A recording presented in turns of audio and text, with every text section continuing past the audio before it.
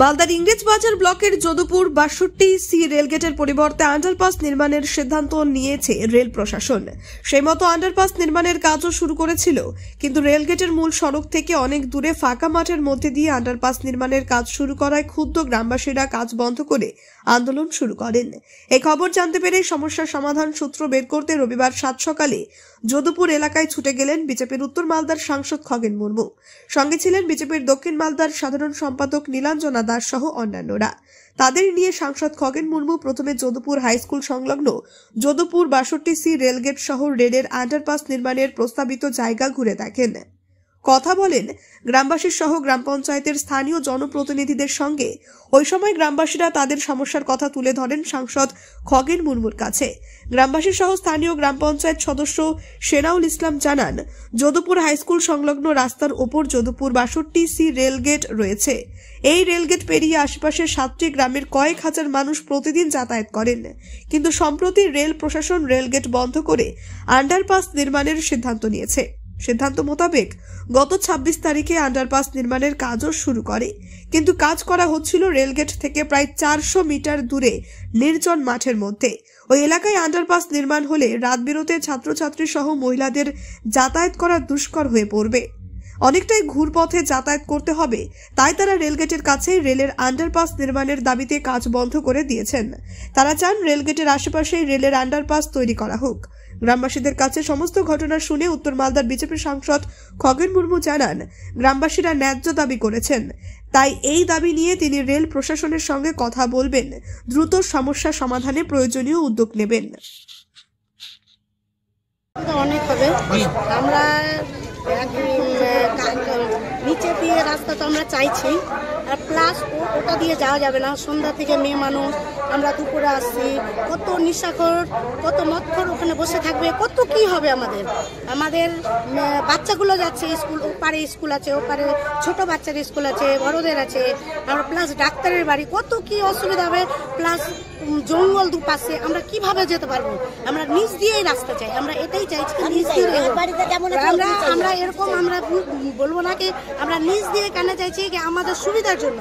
আমরা তো অসুবিধা হবে ওখানে কতটা ছেলেগুলো আড্ডা মারবে, 4 চাকা গাড়ি নিয়ে চলে এলো, আমরা কি করব? যার ক্ষতি হবে তার হবে, পাবলিক তো সরকারের লোক তো বুঝতে পারবে না। আপনাদের নিরাপত্তা, হ্যাঁ, আমরা এটা দিয়েই চাইছি কি আমাদের এটা দিয়েই রাস্তা। আজকে কে এসেছে? আজকে কে দেখা এসছে? কি বললেন আপনারা? বলছে তো যতটা পারি আমরা এটা দিয়েই করব। এটা দিয়ে কোন কোন গ্রামের লোক যাতায়াত করে? এটা দিয়ে প্লাস যদুপুর মানে সব অনেক লোক যায়, পুরোটা অঞ্চল। ওপারে দাঁড়াম অতটা না, এপারে যতটা। আপনার নাম কি? আমার নাম রুম্পা খাতুন। ২৬ তারিখ সকালে দেখতে পাই যে আমাদের যদুপুর ৬২C যে গেট আছে তার আন্ডারপাসিং এর কাজ শুরু হয়েছে। সকালবেলা ঠিকাদার অলরেডি কাজ শুরু হয়ে গেছে। ঠিকাদারকে বললাম, বলছে অলরেডি কাজ শুরু হয়েছে, কিন্তু দেখতে পাচ্ছি আমাদের মেইন গেট থেকে ৪০০ মিটার দূরে আন্ডারপাসিংটা হচ্ছে।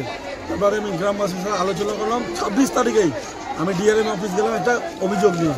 ডিআরএম সাহেব ছিল না, এই ডিআরএমকে অভিযোগপত্র আমরা দিয়ে আসলাম।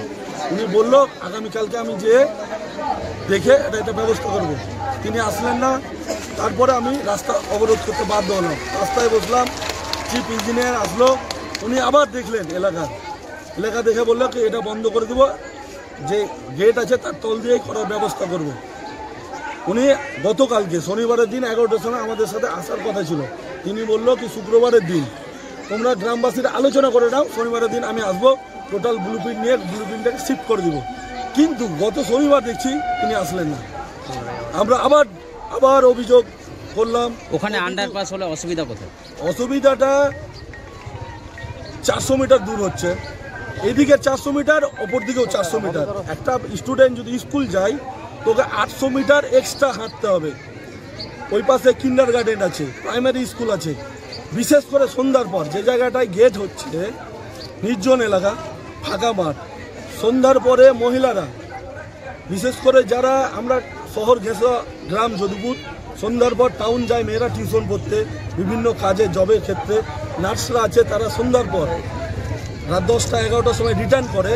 ওই জায়গা দিয়ে রাত্রেবেলা কারো পক্ষে একা রিটার্ন করা, মেয়েদের ক্ষেত্রে তো দূরস্ত্র, ছেলেরাও মনে হয়। আপনারা এখন কি চাইছেন?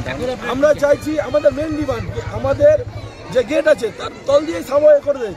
আপনারা দেখেছি মানিকচৌপল্লিতে একটা আমাদের যদুপুর এক গ্রাম পঞ্চায়েতে, যেখানে আমাদের যে একটা রেলওয়ে ক্রসিং আছে, লেভেল ক্রসিং, এই লেভেল ক্রসিংয়ে দেখা যাচ্ছে যে রেলওয়ে দপ্তর থেকে তারা একটা আন্ডারপাসের একটা কাজ তারা শুরু করেছেন। এখানকার অধিবাসী যারা আছেন, প্রতিদিন যারা এখান দিয়ে চলাচল করেন, তাদের বক্তব্য হচ্ছে যে আন্ডারপাসটা এখান থেকে প্রায় 800 মিটার দূরত্বে হচ্ছে, মানে এক সাইড যাওয়া আর এক সাইড আসা, 200, 400 এরকম করে 800 মিটারের মতো হয়ে যায় সব মিলিয়ে। তো এবং যে রাস্তা দিয়ে ওরা যেটাকে এদের যে গ্রামের লোকের বা এই রাস্তায় যারা ব্যবহার করছেন, যে রাস্তা তাদের জন্য যে অ্যাপ্রোচ রোড করা হচ্ছে, সেটা একদম মানে একেবারে বলা যেতে পারে ওই সমস্ত জায়গাতে মানুষ বা তাদের কোনো রকম বাড়িঘর নেই, মানুষজন যাতায়াত করে না, নির্জন এলাকা দিয়ে হচ্ছে।